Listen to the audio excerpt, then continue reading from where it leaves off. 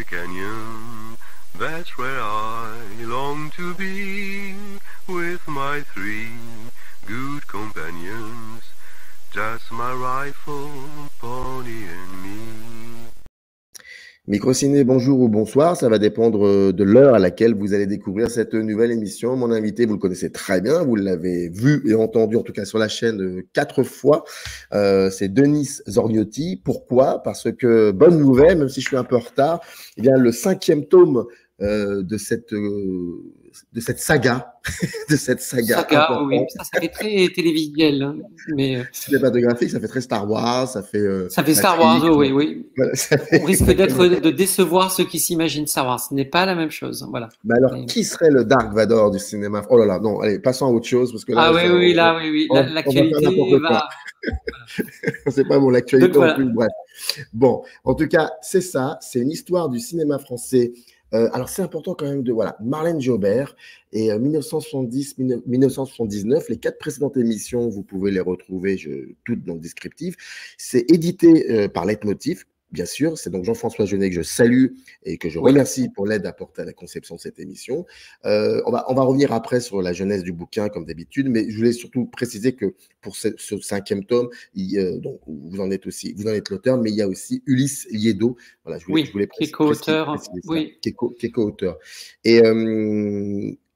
Et bien évidemment, dans le descriptif de la vidéo, un lien qui renvoie à la page dédiée de ce livre sur le site de Leitmotiv. Alors, moi, je n'avais pas prévu cette question, mais là, pourquoi pas? Marlène Jobert. Pourquoi Marlène Jobert? Alors, donc c'est toujours un choix de l'éditeur, je tiens à le préciser, mais je suis ravi d'avoir Marlène Jobert. À un moment, il était question de Romy Schneider aussi, qui aurait pu être là, mais bon, les problèmes de photos, de droit, enfin, là, on va dire, c'est la petite cuisine de l'édition. Marlène Jobert, car elle représente bien les années 70. Elle a beaucoup évolué, elle a montré une femme qui évolue dans les années 70. Au début de la décennie, d'ailleurs, elle est une femme flic dans Dernier domicile connu, et c'est une première en France. Elle sera à nouveau d'ailleurs une femme policière à la fin de la décennie dans La guerre des polices. Elle aura gagné du galon entre-temps, puisqu'elle sera avec l'anti-gang. Et puis voilà, non, on suit Marlène Jobert toutes ces années dans ses difficultés de couple, dans ses difficultés de femmes actives qui essayent de s'assumer toutes seules, dans des comédies, dans des drames. Donc elle représente bien cette femme de la période. Il aurait pu y avoir aussi Annie Girardot, mais le portrait Girardot nous on l'a mis en 69 à la limite. Hein. Mais voilà, c'est une des grandes actrices populaires de l'époque et elle traduit bien cette époque-là.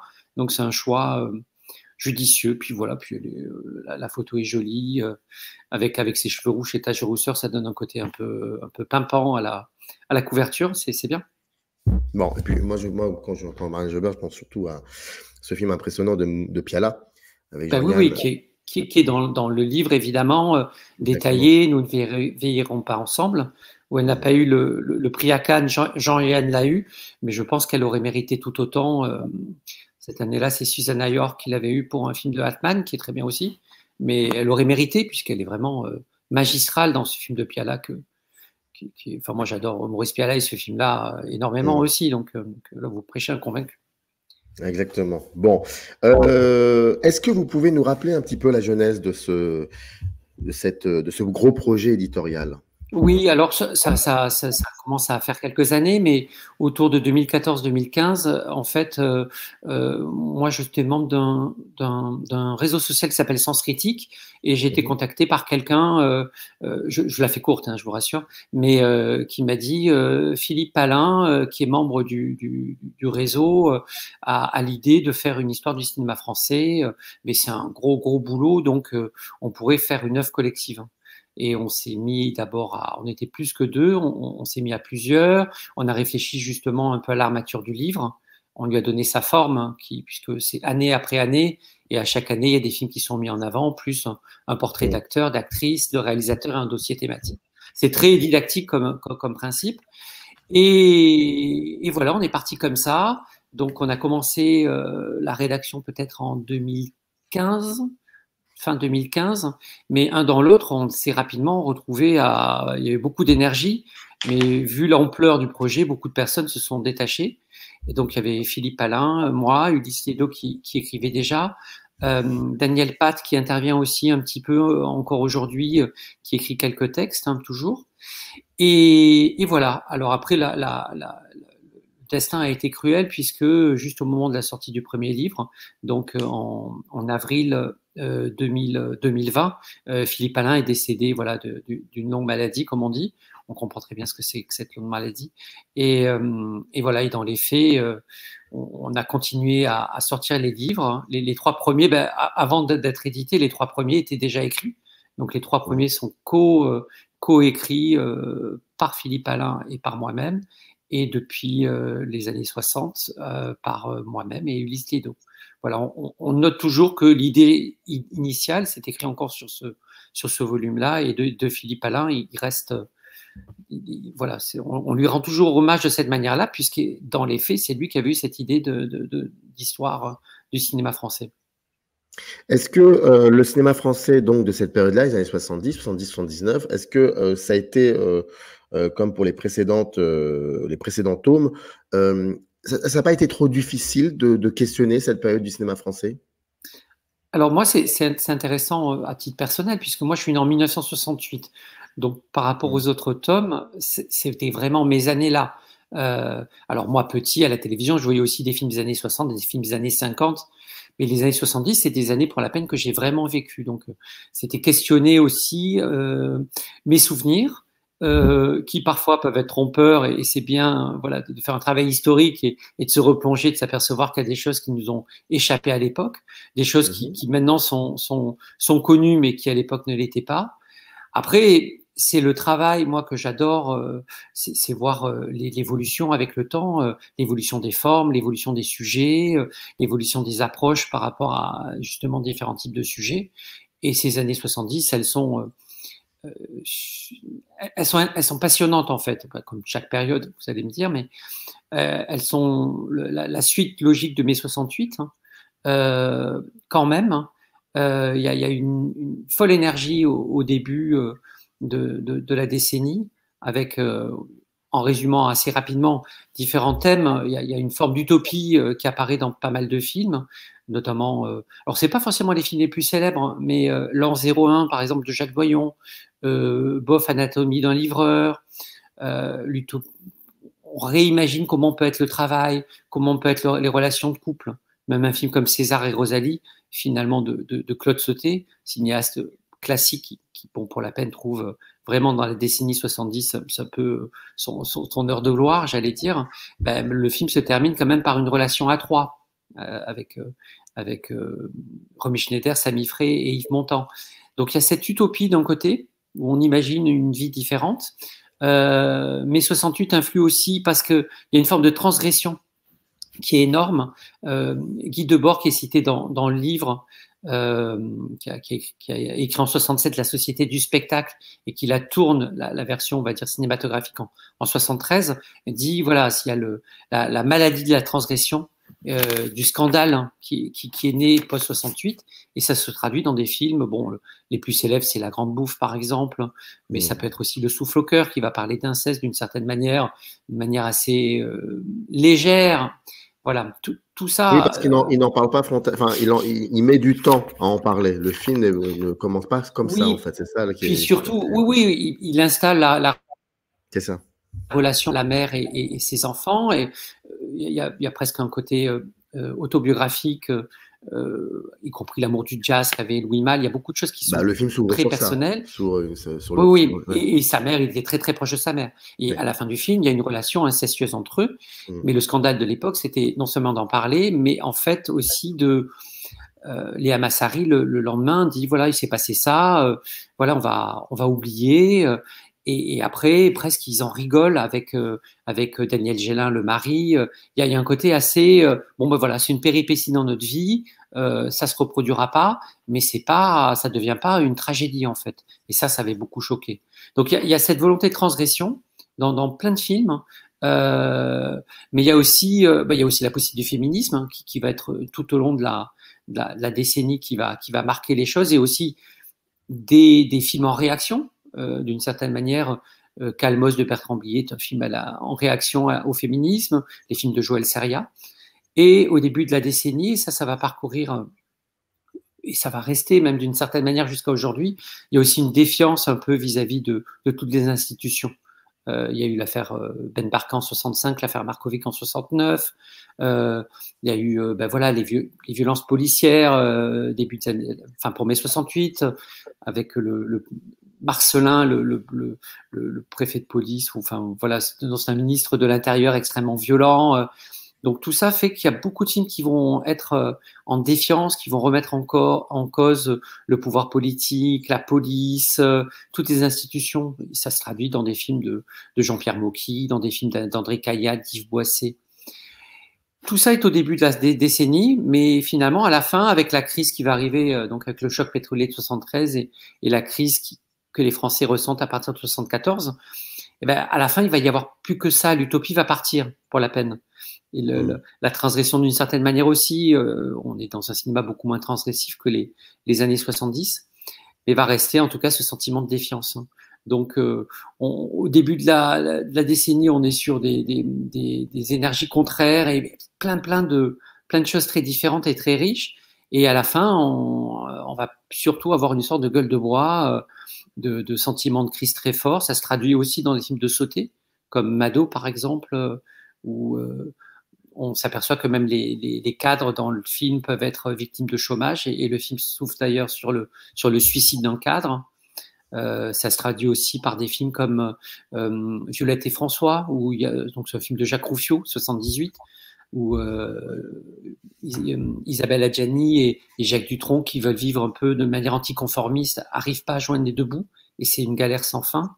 Voilà, il y a ce sentiment-là qui va vraiment, au bout d'un moment, surnager à la fin de la décennie. Question qui n'était pas du tout prévue, mais en même temps, ce que vous essayez de faire depuis 5 tomes, c'est d'essayer de comprendre le cinéma via les mouvements de la société de l'époque. Bon. Vous me parlez de cinéma transgressif, et moi, je ne peux pas ne pas me positionner aussi en tant que citoyen du cinéma de 2023 et me dire que est-ce que peut-être, je sais que c'est compliqué de comparer deux périodes pour plein de raisons, et je suis d'accord, mais je ne peux pas m'en empêcher parce que j'ai cette sensation peut-être, et je le dis de manière un peu générique, qu'aujourd'hui, en 2023, peut-être, le cinéma français, quand je lis ce livre, c'est-à-dire le tome 5, quand vous me rappelez ou quand vous me faites découvrir certains films sur certains sujets, même si ça a duré 3-4 ans, cette espèce de transgression, ou 4-5 ans, quelque chose comme ça. Oui, il y a la fin de la censure en 74 aussi, qui va d'ailleurs ouvrir tout le cinéma érotique pornographique sur 2 ans, avant que... Voilà, c'est une période, d'ouverture. Aujourd'hui, vous allez me dire, c'est un peu le contraire. Je ne sais pas, quel est votre... C'est un peu compliqué, j'ai l'impression. C'est moins transgressif, finalement. Et pas forcément sur ce que ça filme, même sur les méthodes de filmage, voire même sur les productions, parce que les coûts de production, parce que ça, c'est très important. Il y a une thématique sur le cinéma expérimental, par exemple. Enfin, il y avait comme ça une possibilité de faire des films plus ou moins bons, peu importe, mais on pouvait faire des films, énormément de films, et il n'y avait pas peut-être ces problèmes de coûts. J'ai cette sensation-là. Je pense que le financement aujourd'hui est plus compliqué. Enfin, d'ailleurs, ça sera dans le tome 80, mais les chaînes ont commencé à plus investir dans les années 80. Là, c'est quand même un monde où il y a beaucoup moins aussi les gens vont beaucoup au cinéma, car il y a beaucoup moins on va dire, la société de loisirs n'est pas aussi développée qu'aujourd'hui, où il y a beaucoup de manières de s'amuser. Là, c'est pas le cas. On me parle à un moment, par exemple, dans le livre du Chagrin et de la Pitié, qui est un documentaire qui dure 4 heures. Quand il sort au cinéma en 71, il y a d'abord juste une salle au Quartier Latin. Après, le film sort dans d'autres pays avant de revenir en France, dans une sortie plus normale. Le film fait 4 heures. C'est un documentaire sur l'occupation. C'est un film fondateur. Il y a 600 000 personnes qui vont le voir, tout de même. Ça laisse rêveur. Donc aujourd'hui, oui, le cinéma est plus fractionné. Financer des films, c'est plus compliqué. Ça demande parfois des montages qui sont plus périlleux. Donc on a tendance peut-être à prendre moins de risques. Ça c'est sans doute certain. Et il y a aussi une forme d'autocensure. Certains sujets, d'office, on va se dire, c'est pas possible de les faire. Alors qu'à l'époque, il y a encore jusqu'à Mitterrand en 80, il peut y avoir de la censure, mais c'est une censure, on va dire, étatique. Là aujourd'hui, la censure, elle peut être aussi financière, en imaginant que voilà, les films sont pas financés, donc ils ne sortiront pas. Et après, il y a une censure, là, on en parle beaucoup, et c'est un sujet passionnant, de comment traiter certains sujets liés à la sexualité, par exemple. Là, en 79, par exemple, c'est un film mineur d'une certaine manière, mais Jeanne Moreau fait l'adolescente. Dans le film, voilà, on voit la nudité d'une fille à peine pubère de 12 ans qui s'interroge sur ce qu'elle ressent et ses premiers émois amoureux, mais qui s'interroge aussi sur son corps qui change. Et elle est filmée comme telle. Aujourd'hui, je pense que ça serait absolument impossible. Après, c'est pas à moi de dire si c'est bien ou pas bien, hein. Ça c'est autre chose. Mais non, ça c'est vraiment un autre débat là pour le coup. Il faut être assez... Oui, je suis d'accord avec vous. Je pense par exemple à La Petite de Louis Malle. Je crois qu'il a fait fin 70, même s'il l'a pas fait en France, mais il l'a fait 78, ailleurs. Oui. 78, mais c'est aussi un film après qui est dans la cohérence de son cinéma depuis très longtemps. Moi, j'aimerais que vous parliez aussi de quelque chose que vous nous proposez dès le début. Et qui en plus de cela, c'est intéressant parce que vous sollicitez une phrase qui a été dite dans les années 90, si je ne me trompe pas, au César. Je me souviens voilà. le film, le cinéma du milieu. Ça, c'est intéressant de se dire que d'utiliser quelque chose enfin, d'une idée, une théorie d'une autre période pour pouvoir en parler d'une autre. Et là, pour le coup, c'est quoi? Alors déjà, rappelez-nous un peu, si c'est possible, que sont les films du milieu. Et la jeunesse de pourquoi j'ai regardé on était en 2000, je crois, c'était Lady Chatterley et Pascal Ferrand qui recevait ce César. Pour Lady Chatterley, moi, c'est un de mes films préférés, on va dire, par ailleurs. Hein. Et elle expliquait, voilà, le cinéma français, aujourd'hui, on a soit on va dire, caricature, des films très populaires, blockbusters avec beaucoup de moyens, mais très populaires. Et après, on a des films d'auteurs plutôt fauchés, qui ont du mal à se monter, qui peuvent être très intéressants, mais qui souffrent quand même parfois d'un manque de financement. Et elle dit, voilà, moi j'ai eu la chance d'avoir pour ce film-là qui était ambitieux, qui était sur un sujet difficile, d'avoir quand même un peu de moyens. Et c'est un film du milieu, et c'est très rare, hein, et c'est ce qui a fait la force et l'histoire du cinéma français toutes ces années. Et voilà, je dis que les années 70, on aurait pu dire pareil pour les années 60, c'est un peu l'âge d'or des films du milieu, mais on aurait pu remonter même plus tôt. Hein. Les films de Becker, les films de Jean Renoir, les films de Duvivier dans les années 30, ce sont des films du milieu, des films d'auteurs qui ont une ambition, on va dire, au niveau de la mise en scène, au niveau des idées, mais qui quelque part restent très populaires parce qu'aussi ils ont des moyens pour l'être. Et les années 70, on est encore là-dedans.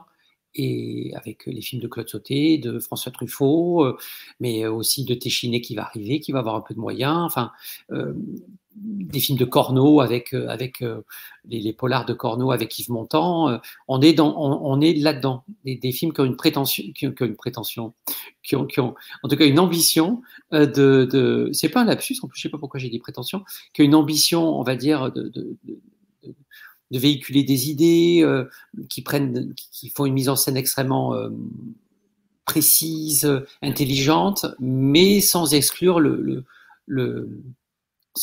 grand public et qui bénéficie aussi donc de ces budgets qui sont quand même conséquents. Et là, voilà, c'est parfois pour moi un petit regret, même si le cinéma français d'aujourd'hui, il y a vraiment matière à se réjouir de beaucoup de films qui sortent et qui sont passionnants, mais qui souvent, voilà, les films que j'aime le plus, quand on voit leur impact sur le public, c'est pas grand-chose, alors que là, à l'époque, il peut y avoir plusieurs millions de personnes qui vont voir un film de Claude Sauté, et ça fait plaisir, voilà. Oui, alors j'entends ce que vous dites et je l'ai lu aussi, mais je vous rappelle qu'il y a 10 minutes, vous disiez à juste titre, pour le coup, à juste titre, que quand je vous parlais de 2023, vous me disiez oui, mais il faut faire attention parce que, je le dis, les sources de loisirs, tout ça, ça a considérablement changé. Mais ça joue beaucoup. Et je me pose cette question, je me dis, d'ailleurs, oui, je me dis, est-ce que c'est certains films du milieu, comme vous dites, très justement, là, pour le coup, des années 70, Je me demande en 2023 s'ils auraient Le Chagrin et l'Impiété. Je suis persuadé qu'ils n'ont. C'est pas le film du Marvel. Ah oui, non, mais bien sûr. Ah non, mais je pense que naturellement. Je ne sais pas s'il aurait été financé déjà. Mais ça, c'est un autre Après, Le Chagrin et l'Impiété, ce qui est intéressant, c'est qu'il devait passer sur l'ORTF. Il était prévu de passer en 69. Et finalement, c'est le mot de Jean-Jacques de Bresson, rien à voir avec Robert Bresson, le président de l'ORTF. Donc le film finalement n'est pas passé sous l'ORTF. Il y a cette idée vraiment de censure. Le mot de Bresson de l'ORTF disait les Français ont encore besoin de croire en certains mythes. Enfin, la phrase, c'est à peu près ça. Et même le général de Gaulle l'a vu, puisqu'il était encore vivant, il n'a pas du tout apprécié le film. Et donc, finalement, qui était prévu, le film a été financé pour ça, n'a pas eu lieu. Donc finalement, il est ressorti donc en salle, comme je l'ai dit, dans une petite salle du quartier latin. Il a eu une petite aura puisqu'il est sorti dans plein de pays européens et il est finalement ressorti normalement en France en 71 où les Français ont pu le voir, 600 000 personnes. Après, il a mis des années à passer à la télévision. Ça a été un événement, la diffusion du Chagrin et la Pitié. Car c'est vrai, dans ces années 70, c'est intéressant aussi, c'est la relecture de la. Alors moi, c'est l'occupation, la résistance, tout ça, c'est vraiment un sujet qui me passionne énormément. Donc, les années 70, c'est aussi une relecture historique de la Seconde Guerre mondiale et de la place de la France pendant l'occupation. Il y a le bouquin de Robert Paxton, La France de Vichy, qui sort en 1972, qui participe justement à avoir une lecture différente de la mythologie qui avait été créée de l'épée et du bouclier, avec qui sous-entendait qu'il y avait deux formes de résistance d'une certaine manière. De Gaulle, c'était l'épée, il était à Londres, et Pétain, lui, était le bouclier en France, en essayant de protéger la majorité des Français contre l'occupant nazi. Et ça va voler en éclats avec le Chagrin et la Pitié, avec le bouquin de Paxton, avec Lacombe Lucien. On est parti sur autre chose là, mais Lacombe Lucien de Louis Malle qui montre que le personnage principal qui veut être résistant de manière un peu puérile sur la foi il est à vélo, son vélo a une crevaison, il se retrouve devant le siège on est dans le sud-ouest de la milice locale et il va faire partie de la milice. Voilà, sur le hasard, on peut être soit résistant, soit milicien. Et ça, c'est un scandale énorme. Donc, il y a une relecture aussi de cette période-là dans les années 70. Ça participe aussi dans cette idée un peu de défiance et on revoit les institutions, le pouvoir d'une manière différente. Ça va se traduire aussi par les premiers films aussi sur la guerre d'Algérie. Enfin, il y avait eu l'Insoumis des films interdits ou l'Insoumis de Alain Cavalier qui en parlait, c'était en 64. Mais là, d'un coup, il y a des chocs qui sortent. Il y a Avoir 20 ans dans les Aurès de René Vauthier. Il y a RAS de Yves Boisset, c'est la même année en 73, qui parle de torture, qui montre que l'action de l'armée française est pas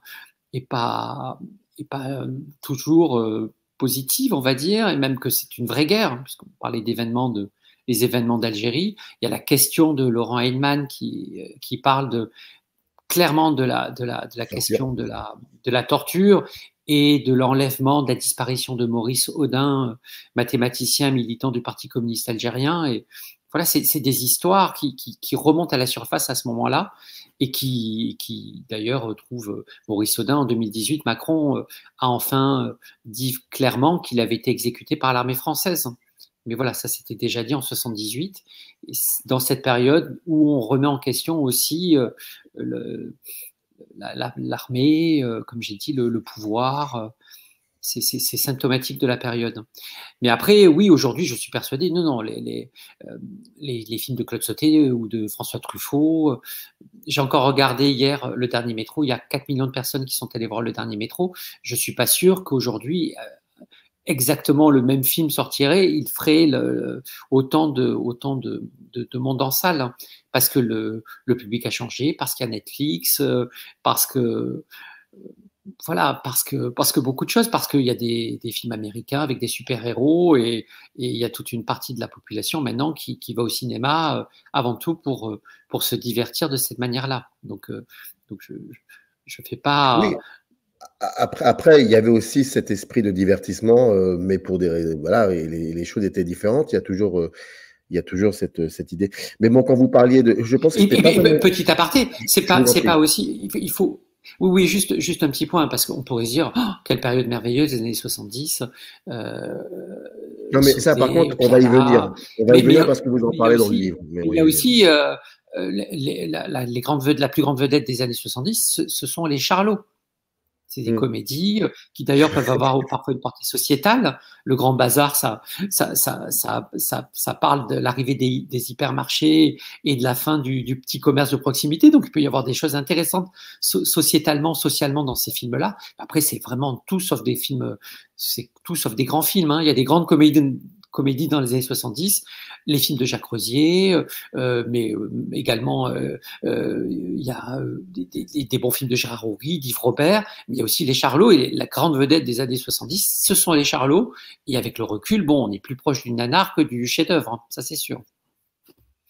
Mais vous parliez de digression par rapport à l'histoire. Au contraire, je pense que c'est pas du tout une digression. Déjà vu que vous en parlez dans le bouquin, mais c'est marrant parce que ça me fait penser à, je crois que c'était la deuxième émission, donc sur les années 40, et bon, les années 40, c'est l'occupation, Forcément. Et donc voilà, et on avait commencé à parler de ça, et vous me rappeliez qu'il y avait quand même que c'était vraiment complexe parce qu'il y avait des auteurs qui étaient encore en France et qui travaillaient pour la Continentale. La Continentale, oui, mais oui. qui Jean-Paul Le Chanois, par exemple. Oui, oui. Voilà, mais ils arrivaient de temps en temps. Bref, et quand vous me parlez des années 70, j'ai envie de vous dire, bon, ben voilà, le Père Tranquille, Noël, c'est terminé. Maintenant, il faut attaquer Oui, frontalement. exactement. Et c'est passionnant de voir justement les différentes étapes. Là, on a changé d'époque. C'est amusant aussi parce que je reprends pour Le Chagrin à la Pitié une phrase de Marc Ferraud, donc grand et qui est mort très récemment, grand historien notamment du cinéma, qui encore en 2003 disait on a substitué à la mythologie, on a substitué la mythologie de la lâcheté à la mythologie de l'héroïsme en parlant du Chagrin à la Pitié. On est tombé pour lui dans un autre. On était tous héros et après, à partir des années 70, on est tous lâches. Ce qui n'est pas si simple non plus. Mais effectivement, il y a cette revisitation de l'histoire qui pose encore débat. Il y a des gens plutôt à l'extrême droite de l'échiquier politique qui ne sont pas d'accord avec cette vision et qui considèrent que la véritable histoire, c'est la position de Pétain qui a été le bouclier. C'est encore des sujets qui sont en débat, même si la grande majorité des historiens ont tranché. Sur les questions de la rafle du Veldiv, sur ce genre de questions. Voilà. Mais il y a beaucoup de films, hein, c'est vrai, dans les années 70, quand on y pense. Il y a Monsieur Klein, il y a les guichets du Louvre, qui parlent vraiment de la journée de la rafle du Veldiv. Il y a une concentration de quelques films qui, d'un coup, changent la vision qu'on avait de la période et de la position de la France. C'est ça, c'est ce que vous dites dans le livre. Vous dites qu'en fait, le cinéma français commence à ne plus se voiler la face par rapport à son histoire. Et ça peut être donc l'occupation, ça peut être aussi la complicité du gouvernement français pétainiste donc dans les rafles, dans les massacres dans les massacres antisémites, mais aussi pas que, il y a aussi comment le cinéma français questionne les colonies de la France, les anciennes colonies de la France. Et ça, c'est vraiment intéressant aussi. Il y a la Victoire en chantant qui a eu l'Oscar d'ailleurs à Hollywood qui parle de ça.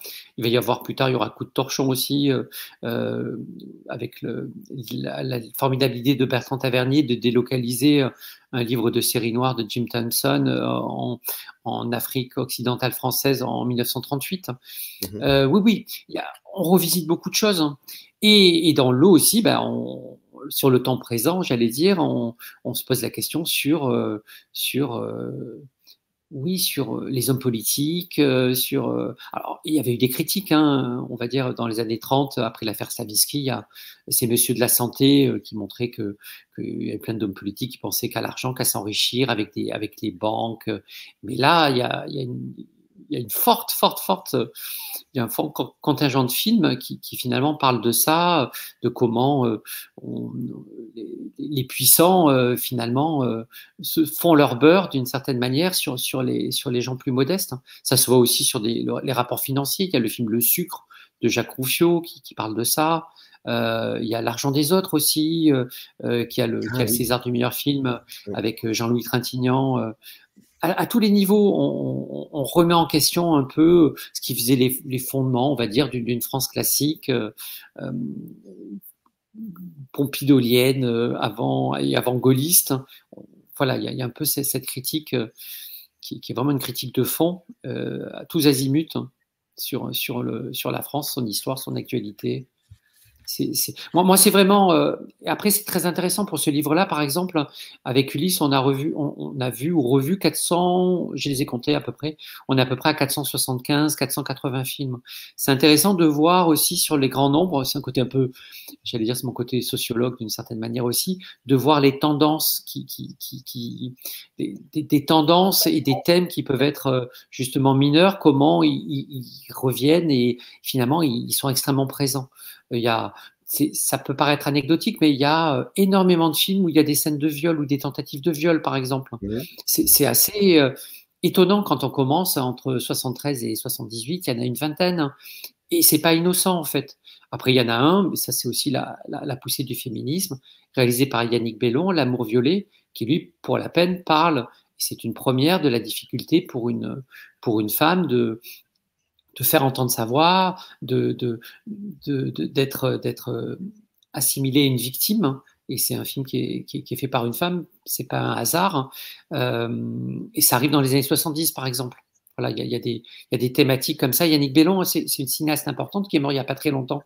Elle avait 96 ans. Elle fait aussi un film qui s'appelle La femme de Jean, qui montre toutes les difficultés pour une femme qui a été mariée de finalement retrouver son identité, de ne plus être la femme de Jean, mais de s'assumer en tant qu'être humain à part entière et pas tributaire d'un homme. C'est un film c'est un joli film, assez fin, qui traite de ces questions politiques, mais avec beaucoup de sensibilité. Et ça apparaît aussi dans ces années-là pour la peine. Beaucoup de choses. Voilà, non, mais c'est ça qui est passionnant. C'est pas forcément d'être un fantasme masculin, mais d'être un personnage à part entière. Mais ça, c'est quelque chose qui est encore tenace aujourd'hui. Oui, carrément. Oui, et c'est une période où, d'un coup, il y avait quand même très, très peu de cinéastes femmes. Dans les années 60, on peut les compter sur les doigts d'une main. Là, d'un coup, il y a quand même une multiplication qui va encore s'accentuer encore plus dans les années 80 et au-delà. Et là, en 2021, il y a plus eu de premiers films qui ont été faits par des cinéastes femmes que par des cinéastes hommes. En revanche, la différence, elle se fait toujours sur les budgets. Quand on regarde au budget, on donne plus facilement des budgets importants à des cinéastes hommes qu'à des cinéastes femmes. Le plafond de verre, il est encore là-dessus. Mais voilà, mais dans les années 70, il commence à y avoir vraiment des représentations féminines sur des problèmes féminins. L'une chante, l'autre pas, qui parle du MLF et du planning familial. Voilà, il commence à y avoir des thématiques qui sont vues sous un female gaze. Voilà, même si j'aime pas tellement le concept est compliqué. Il y a des choses très intéressantes là-dessus, mais parfois, je pense qu'on l'utilise mal. Mais c'est une autre question.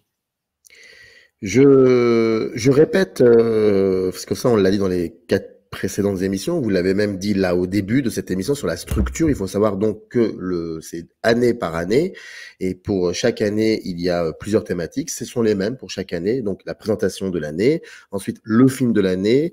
Je vais prendre comme exemple par exemple 72. Allez, 1972, présentation. Donc le film de l'année, c'est César et Rosalie, selon vous. Donc Claude Sauté. Un gros plan. En fait, vous vous débrouillez pour parler de tout. Voilà, donc il ne faut pas trop. Le but, oui, c'est important aussi. Donc, oui, il y a des équilibres à trouver, donc effectivement, ça, parfois. Voilà. C'est pour ça qu'il ne faut pas faire attention quand on dit le film de l'année. Ça ne veut pas dire non, mais attendez, c'est pas possible. Ça ne peut pas être ça le film de l'année. Non, au contraire, parce qu'il y a d'autres thématiques. Il y a 2 gros plans. Donc là, pour le coup, c'est L'amour l'après-midi de Rohmer, Une belle fille comme moi de Truffaut. C'est très surprenant parce que c'est vrai qu'on a tendance à l'oublier un peu, ce film. On le met toujours un peu de côté. Oui, c'est pour ça. On dit toujours que c'est le Truffaut un peu décomplexé à part. Voilà, c'est ça. Il y a 2 coups de cœur, donc le film de Piala pour le coup, et le film de Buñuel, Le charme discret de la bourgeoisie. Le film de Piala, c'est Nous ne vivrons pas ensemble. Puis après, vous faites des arrêts sur image, donc d'autres critiques accélérées, d'autres films, un réalisateur, Lelouch, une actrice, Bulogier, un acteur, Jean-Yann, et les dossiers de la DSA, c'est vraiment très important. Et donc, pour chaque année, un dossier. Et là, je vais les nommer parce que ça montre aussi, je pense, les différentes pistes de réflexion qui ont été abordées dans ce livre. En 70, alors ça, je le dis pas, parce que en fait, c'est là où je veux aller, mais je le dis pas. En 71, donc, le cinéma expérimental, 72, la banlieue. Et d'ailleurs, on s'aperçoit que, pour le coup, il y a des résonances importantes avec aujourd'hui. Et ça présente aussi, mais j'imagine que vous allez en parler dans le cinéma, dans tout ce qui, dans les années 80, parce que là, pour le coup, on est dedans. En 73, la bouffe. En 74, Révolution sexuelle. En 75, le féminisme. En 76, le cinéma d'anticipation. C'est un dossier vraiment très intriguant. J'ai appris. Enfin, voilà. Et en dossier alors, en 77, tous pourris. En 78, les affaires criminelles. En 79, la comédie. Et pourquoi je dis tout ça? Parce qu'il y a l'année 70 où le dossier de l'année, c'est Jean-Paul Belmondo versus Alain Delon. Et en fait, il faut qu'on parle du Star System et aussi de la nouvelle, parce que c'est une période qui a vu une nouvelle génération d'actrices et d'acteurs, pardon. Tout à fait. Et je pense qu'on pourrait en parler. Donc déjà, Belmondo Delon, ça c'est passionnant. C'est même très drôle. Et ensuite, on est parti sur Borsalino et Borsalino. Donc c'est le film qui les réunit tous les deux. Il y aura plus tard, plus récemment, il y a eu un film avec Patrice Lecomte. Mais là, c'est le film qui réunit les deux vedettes. Et il y a toute une bisbille par rapport à la place sur l'affiche. Voilà, Belmondo, Delon, et voilà. Et par contrat, il était dit que les deux étaient arrivés en même temps. Sauf que finalement, le film est coproduit par Adèle Productions, la boîte d'Alain Delon. Donc, le générique s'ouvre sur Alain Delon présente. Et après, ça a été sujet à même, ils sont allés jusqu'au procès parce que le contrat avait été rompu d'une cette manière-là. Après, oui, c'est une période de Star System. Le Star System, bon, pareil, hein, on peut se dire que Jean Gabin, dans les années 30, la fin des années 30, c'était une grande vedette. Mais vraiment, le Star System s'installe dans les années 60, où d'un coup, il y a vraiment des comédiens qui ramènent énormément de monde au cinéma. Et sur leur seul nom, les films vont marcher. Et ça va durer encore dans les années 70. Ça va même être Belmondo, ça va être poussé assez loin. Vraiment, c'est un peu Belmondo qui va devenir Bébel, avec des films qui vont sortir à partir de la deuxième partie des années 70 tout le temps au mois d'octobre, parce que c'est une bonne période. Voilà, et ça va durer jusqu'aux années 80. Aujourd'hui, il n'y a plus ce Star System là, car sur la foi des plus grandes vedettes françaises, un film ne peut pas être un succès garanti. Ce qui était encore le cas à l'époque, mais ça va s'essouffler. Justement, encore un peu avec Belmondo, qui va un peu tirer sur la corde dans les années 80.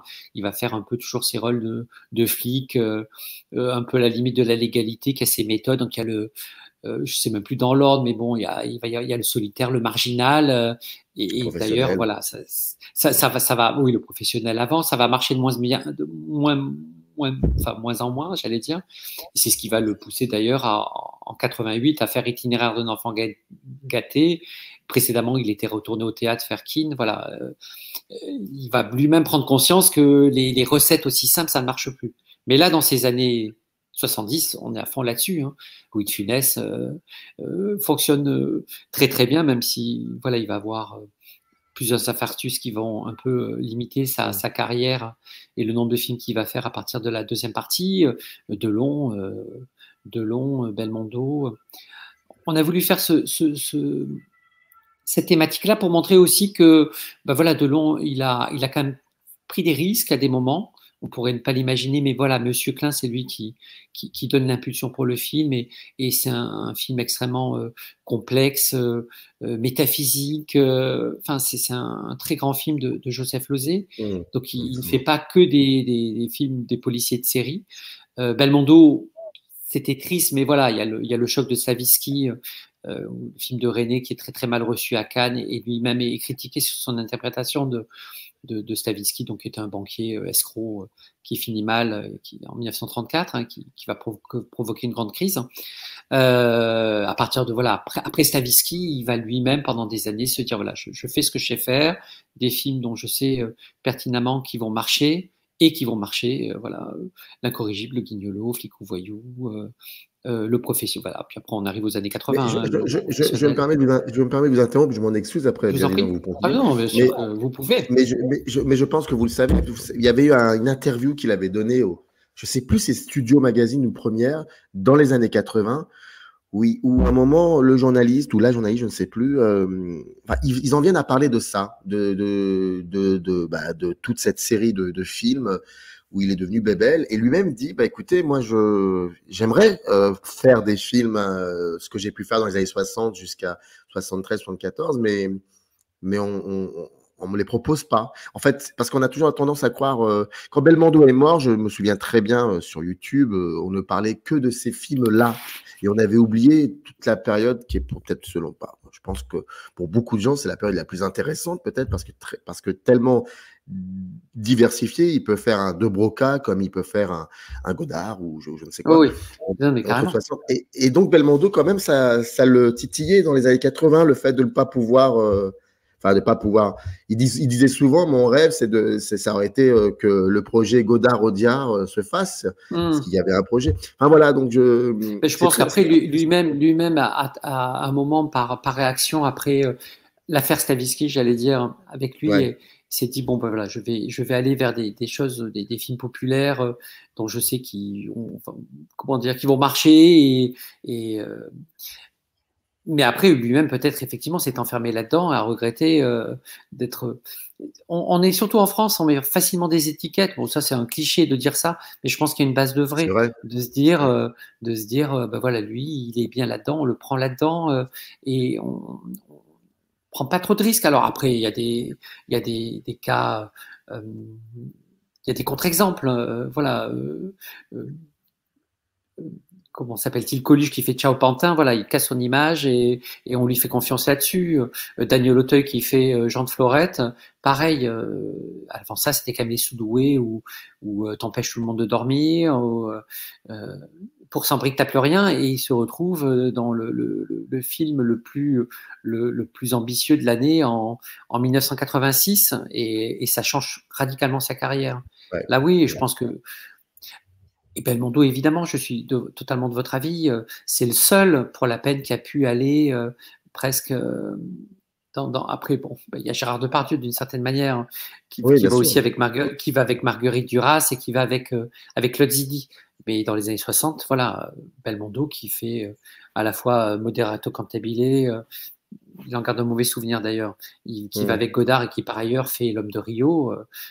Puis L'Homme de Rio, c'est absolument génial en plus. Donc on peut regretter effectivement la deuxième partie de carrière de Jean-Paul Belmondo. Il y aurait encore beaucoup de choses à dire concernant le livre, et c'est toujours, vous le savez, c'est malheureusement une grosse frustration de ma part. On ne peut pas tout dire. Donc il y a un moment, il faut découvrir, voilà. Il faut découvrir, mais alors je rappelle une histoire du cinéma français, 1970-1979, c'est le 5e tome, c'est édité chez Leitmotiv, pardon, et donc coécrit entre Denise Dorgnotti et Ulysse Yeddo. Mais moi j'aurais bien voulu, là pour le coup c'est très égoïste de ma part, mais c'est pas grave, voilà, c'est comme ça. Il faut se faire plaisir. On peut parler un peu de Patrick Devers. On peut parler de Patrick Devers, oui, parce qu'effectivement, on l'a dit rapidement, mais nouvelle génération, surtout à partir de 74-75, nouvelle génération de réalisateurs, Tavernier, Corneau, il y en a beaucoup, hein. Téchiné, Téchiné avait fait un film en 1969, Paulina s'en va, et le public aussi, c'est ce qu'écrivait la presse à l'époque, et aussi des nouveaux comédiens. Alors, Patrick Devers, ça a été une star de la télévision, on l'oublie. Il s'appelait pas Devers à l'époque, mais Morin. Mais il éclate totalement dans cette période avec Gérard Depardieu, Miu Miu, Isabelle Adjani, Isabelle Huppert. Et oui, Devers, Destin brisé, homme entier, qui a eu du mal à dépasser un mal-être, voilà. Mais là, je fais dans le cliché, mais c'est assez vrai ce qu'on a essayé de rendre dans le portrait qu'on lui a consacré. Mais après, cinéaste génial, Cinéaste, acteur génial. Enfin voilà, il suffit de le voir dans Série Noire, qui se met à fond, totalement à fond. Dans F comme Fairbanks, oui, il est là. Il y a une scène où à la fin de désespoir, il se frappe la tête contre les murs et il le fait vraiment. Et au début, d'ailleurs, il avait dit à Maurice Dugofson, bon, celle-ci, on va la faire qu'une fois. Hein. D'accord, pourquoi? Et après, vu l'intensité de son jeu, oui, effectivement, ça ne peut être qu'une fois. C'est pas possible. Hein. Donc Patrick Devers, évidemment, voilà, jusqu'à son suicide. Mais on en reparlera un peu dans les années 80, hein, parce que voilà, Un mauvais fils, il joue sur un autre registre, dans une certaine sobriété. Il s'était d'ailleurs rasé la moustache pour plaire à Claude Sautet, et vraiment, il voulait vraiment ce rôle, tout en ayant il a souffert souvent de se dire qu'on préférait Depardieu à lui-même. Parfois, les rôles étaient d'abord proposés à Depardieu avant lui. Je crois que c'est le cas d'Un mauvais fils. Il y a toujours ce sentiment de pas être suffisamment apprécié qui un peu l'a taraudé. Voilà. Donc Patrick Devers, grand acteur évidemment. Mais bon, ça, tout le monde, je pense, est à peu près d'accord là-dessus. Hein. Oui, je pense. Faut voir Série Noire. Voilà, exactement. Une histoire du cinéma français, c'est le 5e tome, c'est de 70 à 79, et il était chez Leitmotiv. Denis Sorgnotti, Ulysse Yeddo. Denis était là pour, comme d'habitude, pour nous en parler. Avec plaisir, c'est toujours un plaisir. Voilà. Et regardez même, feuilleter la mise en page est très belle toujours. Je remercie Jean-François Jeunet pour son travail d'édition parce que ça fait à peu près 480 pages, mais c'est assez aéré. Voilà, tout fait que il y a un confort de lecture, et c'était très important justement de ne pas tomber sur un livre qui puisse paraître comme une sorte de pavé indigeste. Hein. Voilà, il y a cette volonté. Désolé, mais bon, bref. En tout cas, voilà. Effectivement, vous avez dans le descriptif de cette vidéo le lien qui renvoie à la page dédiée du livre sur le site des éditions Leitmotiv. Maintenant, c'est à vous de jouer, comme on dit. Et puis, Denis, on se retrouve d'ici quelques mois pour le 6e tome, donc les années 80. Oui.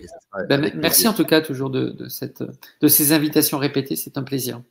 C'est normal. Merci à vous, et puis à très vite. Au revoir.